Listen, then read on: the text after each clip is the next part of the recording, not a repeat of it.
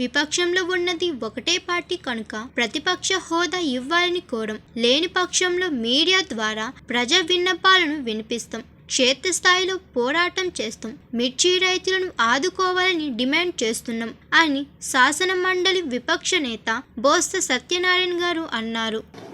అధికార పార్టీ తాలూకా ప్రతిష్టంభన మీద మాది ఉంటుంది. లేకపోతే మీ ద్వారా ప్రజలతో మా సమస్యల్ని మా ప్రజల సమస్యల్ని ప్రజల తాలూకా బాధల్ని విన్నపాలని అన్ని వీటి ద్వారా ప్రజలు పోతాం.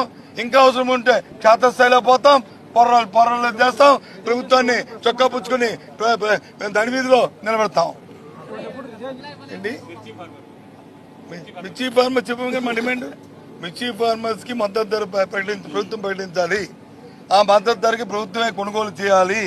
మార్కెట్ ఇంటర్వెన్షన్ జరగాలి. కేంద్రం ఎప్పుడో ఇస్తుందని ఎదురు చూడడం కాదు. అంతవరకు రైతులు వచ్చి ఉండలేరు. రైతులు ఆత్మహత్యలు చేసుకుంటున్నారు, ఇబ్బందులు పడుతున్నారు.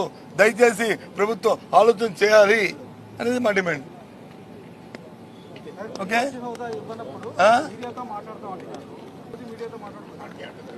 మేమేం చేయాలో మాకు తెలుసు. ఏబిఎన్ మాకు చెప్పక్కర్లే.